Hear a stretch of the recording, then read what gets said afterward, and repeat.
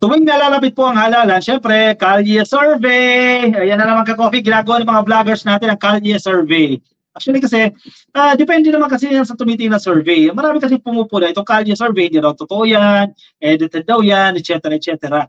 Ang University of the Philippines, ang UP, abay, binira nila itong Kalye Survey. Huwag daw pong maniniwala dito sa Kalye Survey.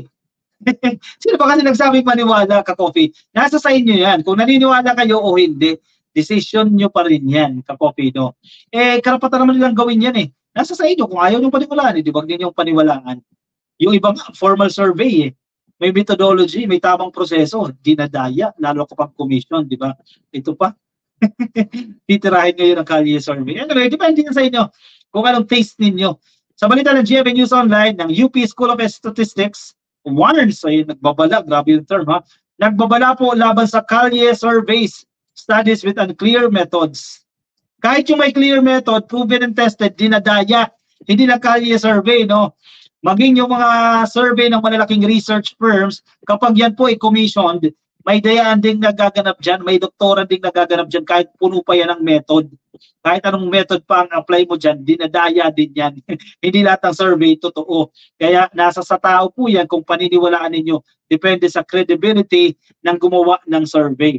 The University of the Philippines School of Statistics o UPStat faculty on Thursday urged the public to be vigilant of Kalye surveys on social media and similar studies with unclear methodologies as this may be tainted with bias. Totoo, may bias naman talaga yan, ka-coffee, no? And hindi na Kalye survey. Huwag kayo single out sa Kalye survey dahil maging yung mga ginawa ng mga established research firms, dinadaya din yan, may bias din yan. Kaya unfair na single out sa Kalye survey. The UP Stats faculty issued a warning in an official statement that calls out abuse and the proliferation of such surveys. We, the faculty members of the University of the Philippines School of Statistics, speak out and lend our collective voice to call out the pervasive abuse of survey methodologies by some entities doing their own brand of research and promoting them in social media. That statement read. Kasi masyadong academic yung dating ng mga formal surveys eh. Diba? Yung iba hindi nila naiintindihan yan eh. Ang masa, ang ordinaryong Pilipino, mas magigets pa nila na itong vlogger na ito nagtanong, o sino iboboto mo dito? Leonel Robredo o Bongbong Marcos? O sige, si Bongbong. Slash na yan. One na agad kay Pangulong Bongbong Marcos. Mas naiintindihan nila yan kaysa doon sa kung ano-ano mga formal survey. Pero again, depende kasi yan sa bumabasa o sa tumitingin doon sa survey. It added, we have been observing these practices, including surveys not based on random sampling, such as videos of Kalye surveys being done by some bloggers and suspicious online surveys, especially on Twitter and Facebook. We are dismayed by their cavaliers disregard for the principles of data gathering, sabi ng faculty. Correct. May punto sila dito ka-coffee, no? Bakit natin nasasabi? O bakit nila nasasabi na bias? Sige, ako na lang mag-interpret. Bisaya na naman tayo. Ako na lang mag-interpret dahil nagre-research din tayo ka-coffee, no? May konting background din tayo dito sa research, no? Ang Kalye survey, we have nothing against Kalye survey, ka-coffee. Kasi again, depende yan sa tumitingin. No? Karapatan ng vlogger yan, magtanong siya dyan, ka-coffee. Brinand lang yan ang Kalye survey. Kaso, ang problema, kapag ang tao, medyo mabilis maniwala, di ba? Kung ano yung feed sa kanya na information, baka ma-absorb niya agad, di ba? Kaya nasa tao din yan. Kailangan natin maging critical. Kaya may media literacy, di ba? Kailangan natin maging critical sa mga nakikita natin online. Maraming fake dyan, nakikita natin online. Maraming fake na Kalye survey din, fake din yan. Kaya tingnan nyo, di ba? Maging critical kayo, ma-identify nyo yung fake at hindi. Bakit may bias? Kasi walang random sampling na naganap dyan. Anong ibig sabihin ng random sampling, ka-coffee? Halimbawa, mag-i-interview ka, magsasurvey ka ng 100 na katao, di ba? Tapos ang gusto mong malaman sa buong Pilipinas. So, para maging representative, ano bang Tagalog dyan? Para maging representative yung resulta na yan. Kasi hindi mo naman kaya na survey ang buong Pilipinas eh. Pipili ka lang ng sample, di ba? Pipili ka lang ng respondents dyan. So, 115 million populations natin. Good luck kung ma-interview mo isa-isa yan. Di ba? Kukuha ka lang ng sample. Di ba? Halimbawa, pili ka lang ng 100. Pero buong Pilipinas ang inaaral mo. Sa Kalye survey kasi, itong 100 na ito, usually, kinukuha mo sa isang lugar. Halimbawa, nasa Tondo ka. Nag-ikot ka dyan sa Tondo, nakaharap ka ng 100. Buong Pilipinas ang inaaral mo, di ba? Tapos Tondo lang yung batayan mo. Definitely may bias yan. Wala talagang question dyan, may bias talaga dyan. unlike sa mga ginagawang research na sinasabi nilang may methodology, formal research, etc., represented ang mga rehiyon, di ba? Ibang parte ng Pilipinas, kukuha ka dyan sa North, kukuha ka ng 33, o di ba, 35, sa Visayas, kuha ka ng 35, at sa Mindanao, kuha ka ng 30. Di ba? Represented lahat. Unlike sa Kalye Survey, isang lugar lang ang pinagkukunan mo ng impormasyon. So, malaki ang chance na may bias. And again, hindi nga ito hindi ito gumagamit ng, may methodology din yan. Kasi ang method mo dyan, di ba? Magkakatok, tatanungin mo, sino iboboto mo. Method din yan ka-coffee, hindi lang ganun ka-formalize, no? Ang problema nga, yung pagpili mo ng sample size, pagpili mo ng mga respondents, hindi mo nakukuha yung mga representatives mula sa ibang lugar. So, okay lang yan. Sa atin okay lang yan eh. Ang hindi tayo okay dito, na parang sa balitang ito, o sa sinasabi dito ng UP Stat, parang nasi-single out ang Kalye Survey, no? Marami ding research firms na may methodology, na may mga representative din from other parts of the Philippines, dinadaya din. Kasi lalo na kapag commission, may daya din yan. Dinodoktor din nila yan para maging favorable doon sa nag-conduct ng survey. Diba? So unfair lang sa mga naggagawa ng Kalye Survey. So again, ang bola dito, nasa taong bayan. Nasa atin ang bola dyan, ka-coffee. Ikaw na nanonood ng video. Diba?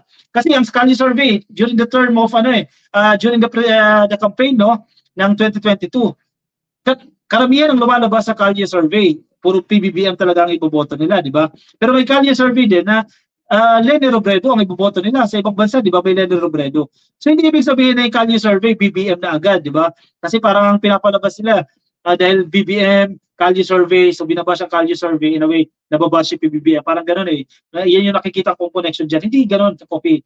Kaya nasa sa atin ang bola. Tayo, bilang manonood, maging critical. Di ba? Maging critical tayo. Tingnan natin sino ba yung gumawa niyan. Di ba? Isang factor din yan eh. Sino yung gumawa niyan? Halimbawa, ako yung gumawa ng Kalye Survey. Pro-BBM ako, di ba? Pro-admin ako. So most likely, kapag ang resulta ay against the admin, posible hindi ko siya ilabas. Kasi masisira yung sinusuportahan ko. Gets nyo? Ka-coffee, no? Kaya nga nasa tao yan. Nasa sa inyo. Ikaw na nanonood, maging critical ka, di ba? Tingnan mo. Check mo, sino yung gumawa niyan? Tingnan mo yung page niya. Baka pro Leni Robredo yan. Pro Marcos yan. Kaya ganyan, di ba? Check mo yung tao. Di ba? Sino nag-sponsor niyan? Baka naman binayaran siya ng 100,000 para gawin yung survey na yan. Sino yung nagbayad? Malamang sa malamang, yung nagbayad yung ipipis niya. So sa kanya magiging favorable yan. Diba? So maraming factors. So nasa atin yan, nasa tao yan, maging critical tayo, huwag agad tayong maniniwala. At kung maaari ka, coffee, kung sa tingin mo, di ba, resulta ng Kalye Survey, nanalo si politician A, medyo hindi ka pa rin convinced eh. Hanap pa ng ibang survey. Sinong lumabas doon? Si politician B. O naguguluhan ka na, AB na. Hanap ko pa ng ibang source, di ba? Hanggang mawala na yung doubts mo sa isip mo. Alright? May pananagutan tayo dyan. May responsibilidad tayo online. Kasi ang dami ka-coffee loko-loko online. Maraming ang scammers dyan eh. Maraming ginagawang mga manluloko dyan online. Kaya kailangan natin maging matalino at maging critical tayo online. Okay, thank you. Ignacio Grande, thank you sa iyo, Pastor, ha? Dito po sa Facebook. Marami pa tayong viewers, ha? Maraming salamat sa sumama sa akin ngayon, ha? Yoli Solahes, shoutout po sa inyo kay Enrico Briones. Ivy Vargas, shoutout po sa inyo na sa Facebook din kay Melba de la Cruz, Visaya. Happy viewing po sa inyo. Sabi ni Lives Ruel, ang ayaw ko sa mga Kalye surveys ngayon na napapanood ko ay ang tanong nila ay pinagko-compare si Duterte at PBBM. Isa pa yun. Kaya depende, huwag nyo na panoorin ka, coffee. Presentable, sabi ni Josie Lynn Helena. Anong ibig sabihin mo dito, ma'am? Kalye Sorbetes, hindi tama yan, sabi ni September Vlog. Ernesto Spirito, bago mag-eleksyon 2022, magpahiwatig na yan si Kibbs, gustong tumakbong presidente. Good luck sa coffee. Mas gusto ko nga si Lenny ngayon kesa kay Sarah Ma'am. Matahimik ba, ba? King Puturingan, hindi ko gusto, kailangan mo rong makipag-usap sa iba't ibang bansa para makahatak ng investor. Correct. At susunod na presidente, no? Dapat articulate ka rin eh. Tira mo si PBBM. Magaling din itong makiusap sa mga investors. Magaling magbenta ng Pilipinas, no? Ibig kong sabihin na sa magbenta, no? Mag-promote ng Pilipinas. Tira mo yung investment from other countries, no? Napakarami. At factor din, ka-coffee. Nagbabasa din tayo ng mga articles online. Factor din na tatay niya isang Marcos. Di ba? Kasi yung mga leaders sa ibang bansa, ano lang din yan eh. Yung mga ancestors nila, yung mga tatay-tatay nila, yun din ang mga leaders. So na-meet nila, nakasalamuhan nila si President Marcos Sr. before. So syempre, sabi nga, di ba, they are looking forward to meet the younger Marcos. Malaking factor din yan. Paano kung magkaibigan yung parehas na tatay nila? Di ba? Hindi pasok na investment dito sa Pilipinas. Malaking bagay na si PBBM ang presidente natin, sa totoo lang. Hindi lang nakikita ng iba yan. Kasi gusto lang nila mag-bash ng mang-bash. Lori Mamawag, focus tayo na maging maayos lahat. Correct. Kay Danny Dadula, rally sa Cebu. Pag lalapastangan nila ang itinadhana ay makakaranas sila ng matinding kahirapan, kabalasan sa buhay. June Ninang, kayo mga vlogger ang magkalye survey para malaman ay ang totoo, fake news lang. Alam nyo, anong iniwan si Pastor Kibuloy de Duterte? Buot ka, no? Ano ibig sabihin mo dito? June Ninang, no? Nasaan yung suporta? Paano pinapakita yung suporta? Di ba? Ito makita.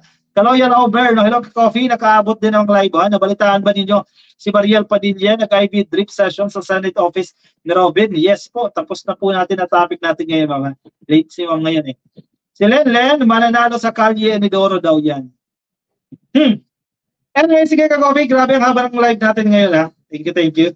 Sa mga sumama sa akin, naka 1 hour na tayo. 1 hour and 1 minutes. Thank you everyone. Silverio Mascual, kay Felicitas Bruno, Gina Lang, ha? Happy viewing po sa inyo. At kay Domingo Caballero Jr., Chang Wang Yi. Happy viewing po sa inyo dyan po sa Facebook. Ako yung magpapaalam na sa inyo, ka-Coffee. Maraming salamat po sa mga sumama sa akin ngayong araw po ng Biyernes. Bukas, Sabado, ka-Coffee. Kita-kita sa tayo, ka-Coffee, ha? Alas 10 po ng gabi para sa ating panibagong episode tomorrow. Ingat kayo, ka-Coffee. Keep safe, everyone. Thank you, Ma'am Jocelyn Herrera. Kung nagtataka kayo sa mukha ko, marami tayong mga dots ngayon, mga polka dots ngayon, dahil pinatanggal natin yung mga warts natin dyan.